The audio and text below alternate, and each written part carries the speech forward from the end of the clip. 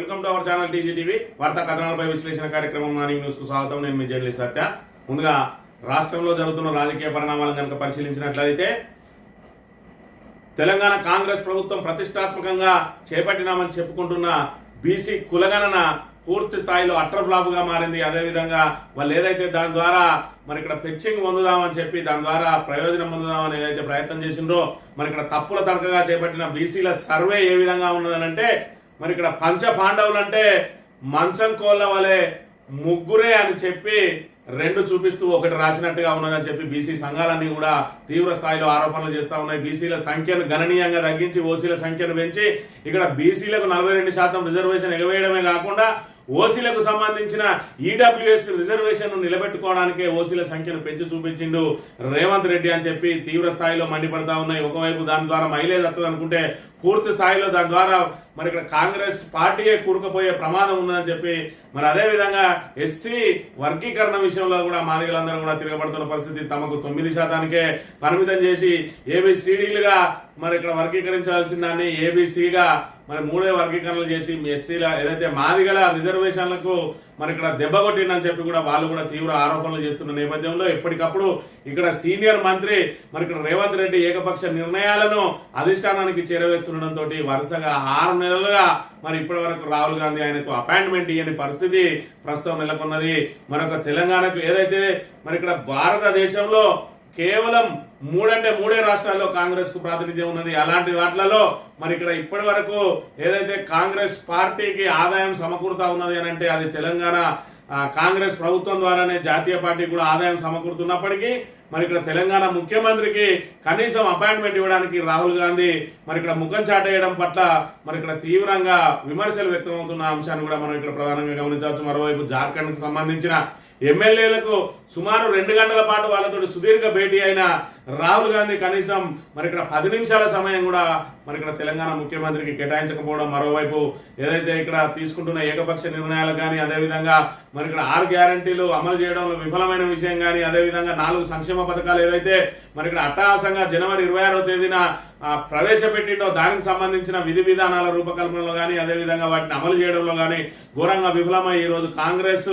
పార్టీని పూర్తిగా దిగజారుస్తా ఉన్నాడని చెప్పి మరి ఇక్కడ అధిష్టానానికి ఎప్పటికప్పుడు నివేదికలు అందడం మూలంగానే రాహుల్ గాంధీ అపాయింట్మెంట్ ఇవ్వకుండా ముఖం చాటేస్తున్నట్టుగా మరి ఇక్కడ గమనించవచ్చు. మరోవైపు నిన్న రోజున కలిసిన కేసీ వేణుగోపాల్ కాంగ్రెస్ పార్టీ ప్రధాన కార్యదర్శి మరి ఇక్కడ వీళ్లకు ఏదైతే విడివిడిగా మాట్లాడి మంత్రివర్గ విస్తరణకు సంబంధించి ఇంకా తాత్సారమే చేస్తా ఉన్నారు. 15 నెలల కాలం గడిచినా కూడా ఇప్పటికీ మంత్రివర్గ విస్తరణ చేసుకోలేని దుస్థితిలో ఉన్నది కాంగ్రెస్ పార్టీ అని అంటే మంత్రివర్గ విస్తరణ తేనెతుట్టెను కనుక కదిలించినట్లయితే పూర్తి స్థాయిలో పార్టీ సర్వనాశనం అయ్యే అవకాశం ఉన్నది. కాబట్టి ఈ స్థానిక సంస్థల ఎన్నికలు అదేవిధంగా అర్బన్ స్థానిక సంస్థల ఎన్నికలన్నీ కూడా పూర్తయ్యే వరకు తేనెతుట్టును కలపకూడదని చెప్పి మనం నిర్ణయించుకున్నట్టుగా మనం ఇక్కడ ప్రధానంగా గమనించవచ్చు. మరోవైపు నిన్న రోజున రేవంత్ రెడ్డి మరి నేను మీడియాతో మాట్లాడుతూ అసలు మేము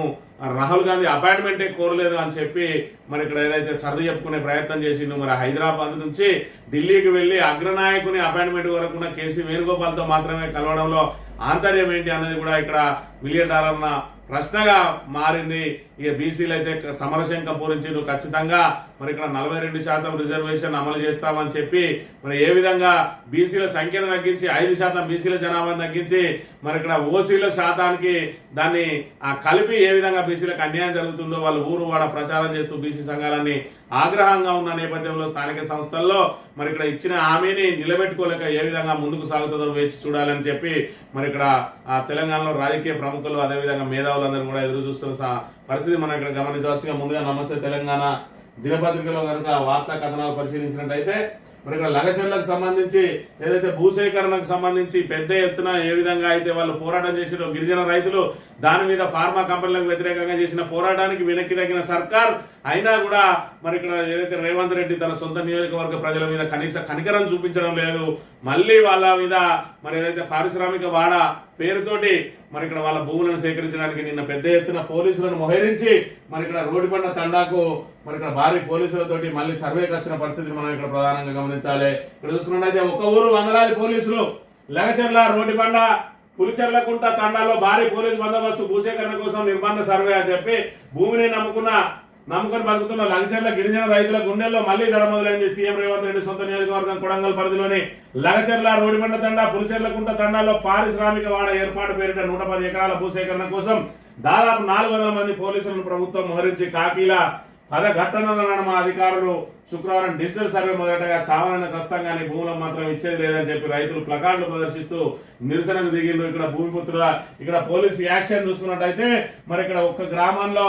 సర్వే చేయడానికి సుమారు 400 మంది పోలీసులను మోహరిస్తే ఇక్కడ భూమిపుత్రులు ఖచ్చితంగా మేము ఎట్టి పరిస్థితుల్లో భూములు ఇచ్చేది లేదని చెప్పి ఇక్కడ గిరిజన రైతులందరూ కూడా ప్లకార్డులు పట్టుకొని నిరసన వ్యక్తం చేస్తా ఉన్నాడు. మరి ఈ రకంగా సొంత నియోజకవర్గ ప్రజలను ఈ విధంగా మరి ఇబ్బందులకు గురి చేస్తున్న రేవంత్ రెడ్డికి మరి కొడంగల్ వ్యాప్తంగా కూడా తీవ్రంగా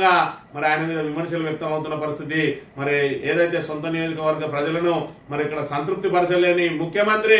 రాష్ట్ర వ్యాప్తంగా ఉన్న తెలంగాణ ప్రజలను ఏ విధంగా సంతృప్తి పరచరు, వాళ్ళని ఎందుకు ఈ విధంగా మరి ఇక్కడ ఇప్పటికే వలసలకు వెళ్ళిన మరి గిరిజనులు అదే విధంగా రైతులు మరి ఎస్సీ ఎస్టీ బీసీ రైతులందరూ కూడా తిరిగి ఇప్పుడిప్పుడే మరి పొలాలు సాగు చేసుకుంటూ ఆత్మగౌరవంతో బతుకుతుంటే మళ్ళా వాళ్ళను వీధిలో పడేసి మళ్ళీ వాళ్ళను వలస కూలిగా మార్చే మరి ఇక్కడ ఆ ప్రయత్నం కుట్ర జరుగుతుందని చెప్పి కూడా వాళ్ళు తీవ్ర ఆరోపణలు చేస్తున్న అంశాన్ని మనం ఇక్కడ ప్రధానంగా గమనించాలి.